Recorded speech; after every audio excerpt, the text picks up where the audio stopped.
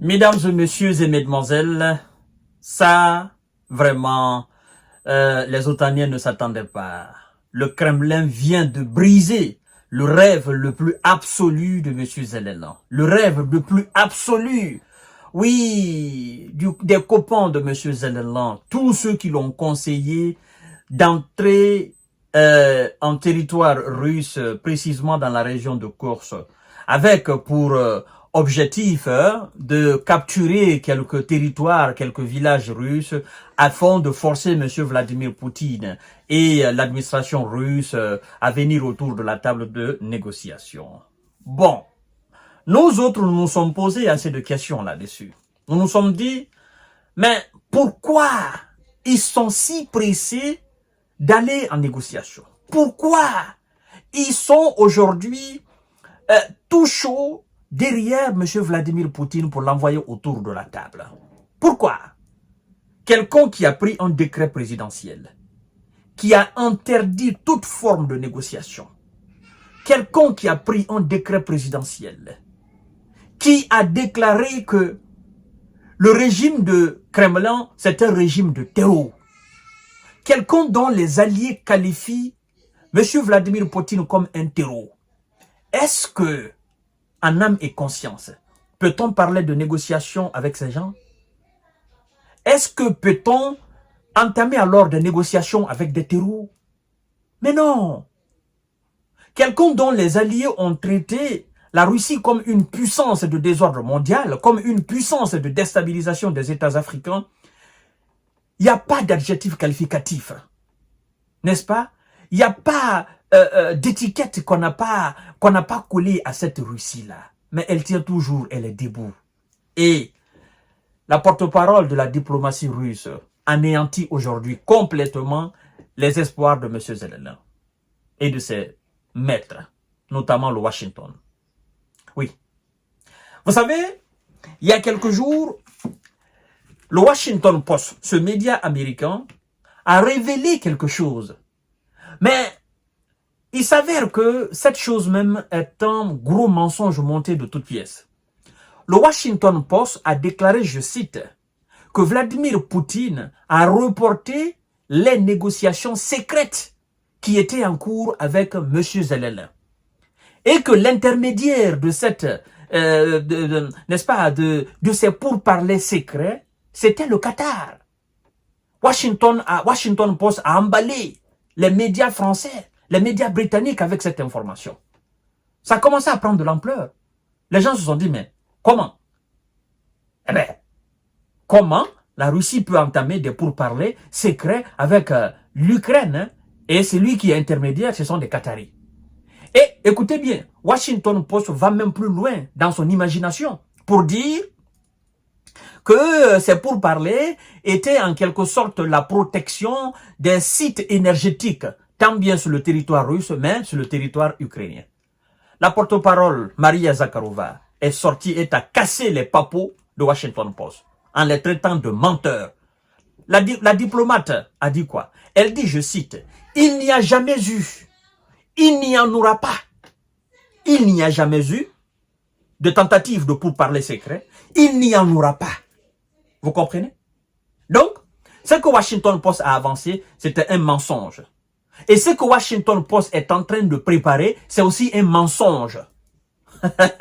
Vous voyez? Et aujourd'hui, qu'est-ce que le Kremlin dit, mesdames et messieurs et mesdemoiselles? Oh, on a brisé complètement les espoirs de M. Zelensky. Oh, mieux vaut qu'il retourne dans le Donbass, qu'il fasse face aux hommes de M. Vladimir Poutine là. Parce que là, dans cette région, c'est mort.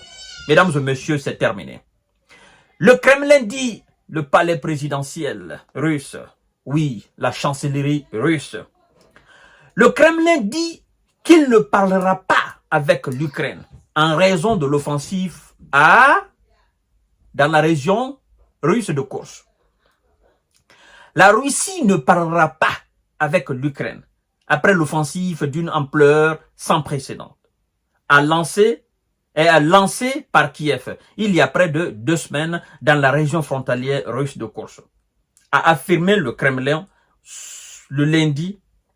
Ils ont dit à ce stade, compte tenu de cette aventure, nous ne discuterons pas, a déclaré le conseiller diplomatique de Vladimir Poutine, Ouchakov, aux médias russes SOT.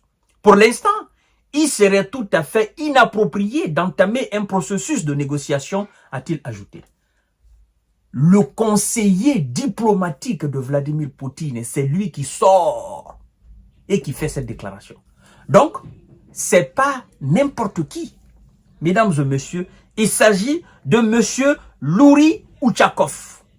Louri Ouchakov, le conseiller diplomatique de Vladimir Poutine.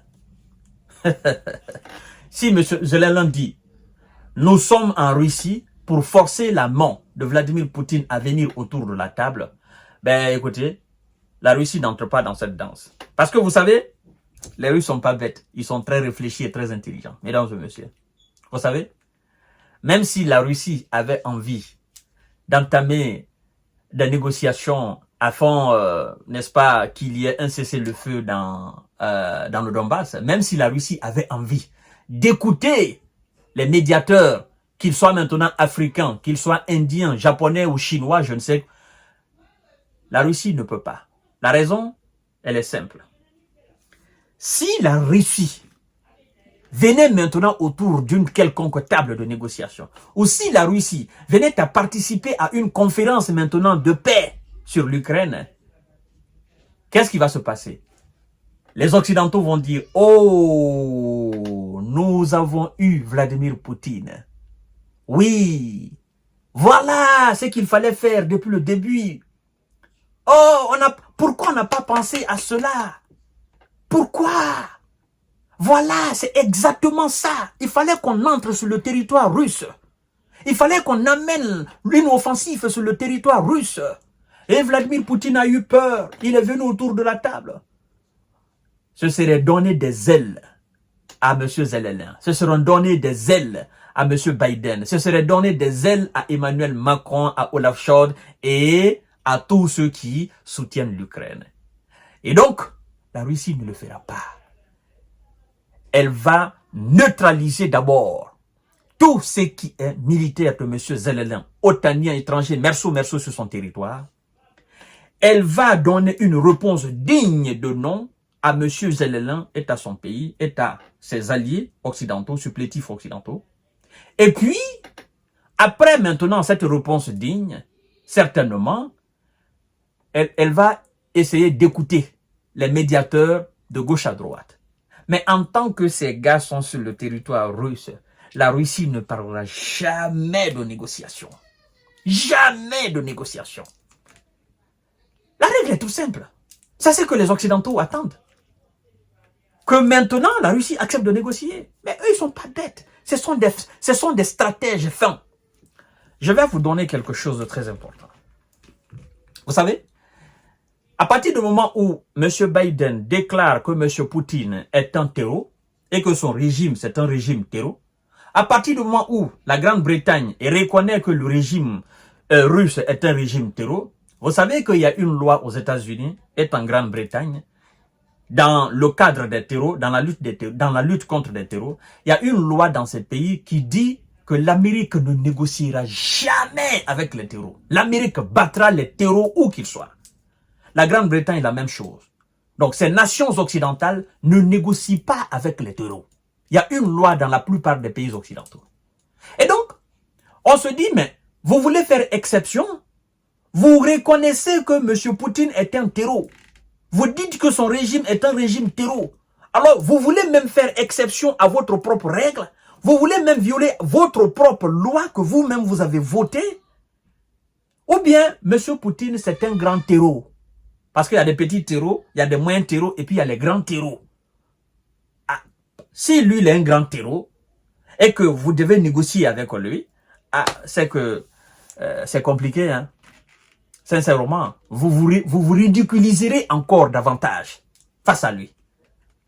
Hein? Vous voyez? Parce que, qu'est-ce que la Russie dit? C'est le même conseiller diplomatique de M. Vladimir Poutine, Louri Ouchakov, qui a déclaré, je cite, que, mais, c'est pas possible. Zelensky ne peut pas parler de négociation Zelensky ne peut pas dire qu'il nous invite à une conférence de paix, sachant très bien que Zelensky a pris un décret présidentiel pour interdire toute forme de négociation avec nous.